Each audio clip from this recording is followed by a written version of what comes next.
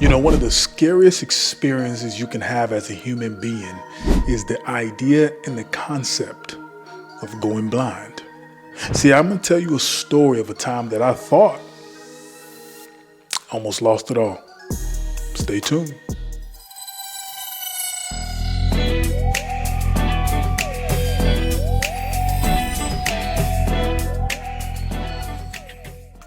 Hey guys, what's going on? How you doing? How you feeling? I'm doing great. Thanks for asking. Dr. Adesola for Day here, sports vision optometrist, glaucoma specialist, and welcome to the channel.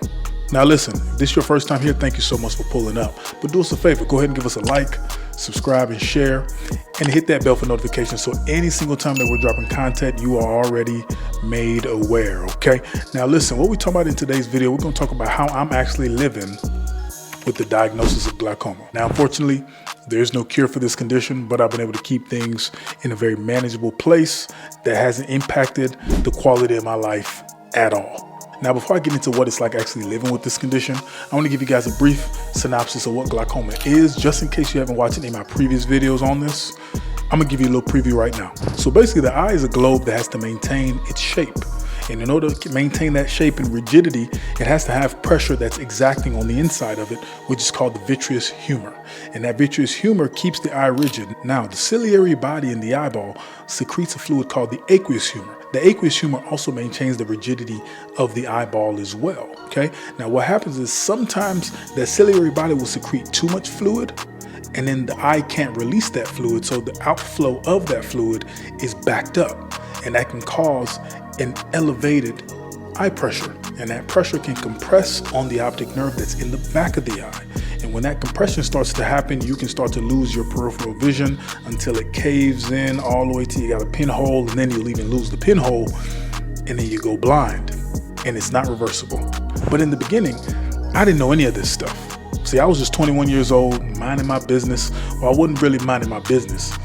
I had got kicked out of college and I was trying to figure out my way and what I was gonna do. Now, before I decided to do optometry, I wanted to do physical therapy because I was a personal trainer and I had history in sports and I thought that was my lane until this happened. I went to go get a regular eye exam and the eye doctor asked me that day, hey, do you have any family history of glaucoma? And I said, well, yeah, I do. My dad, my grandfather, my uncles, pretty much every man in my family has it. She said, you know what?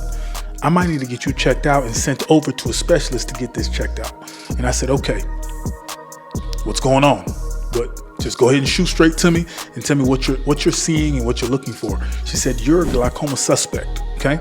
You have high pressure. And I said, what do you mean high pressure? She's like, well, the pressure in your eyes are normally supposed to be between 10 millimeters of mercury and 21 millimeters of mercury.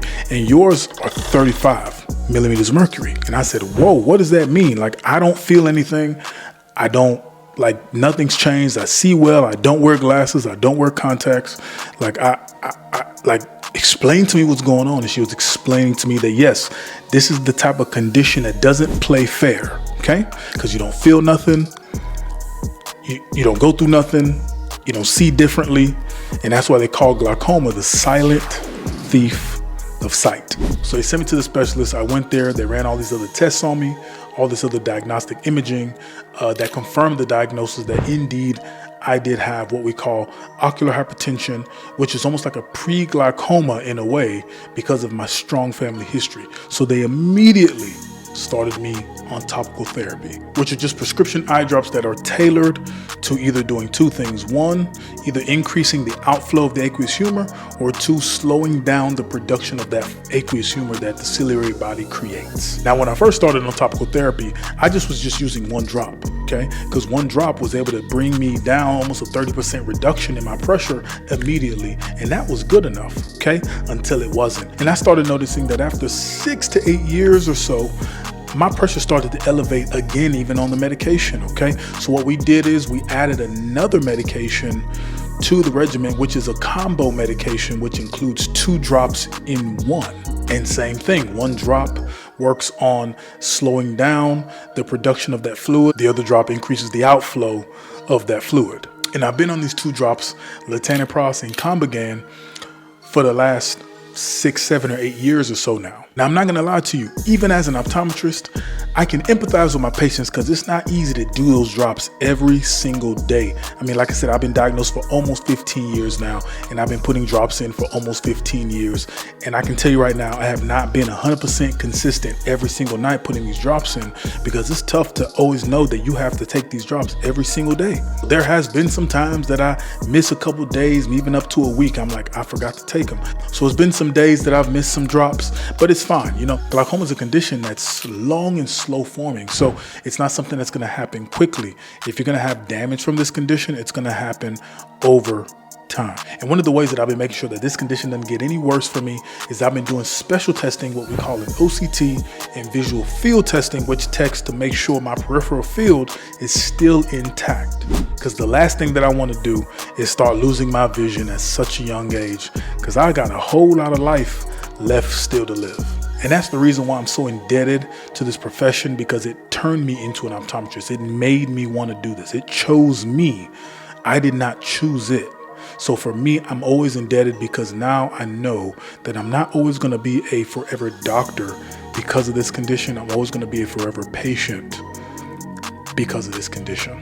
With that, guys, I'm going to go ahead and wrap the video there. If you found this valuable or entertaining at all, give me a like, share, comment, subscribe to the channel, and I'm gonna go ahead and see y'all at the next episode. But as always, remember, keep your vision clear. Peace.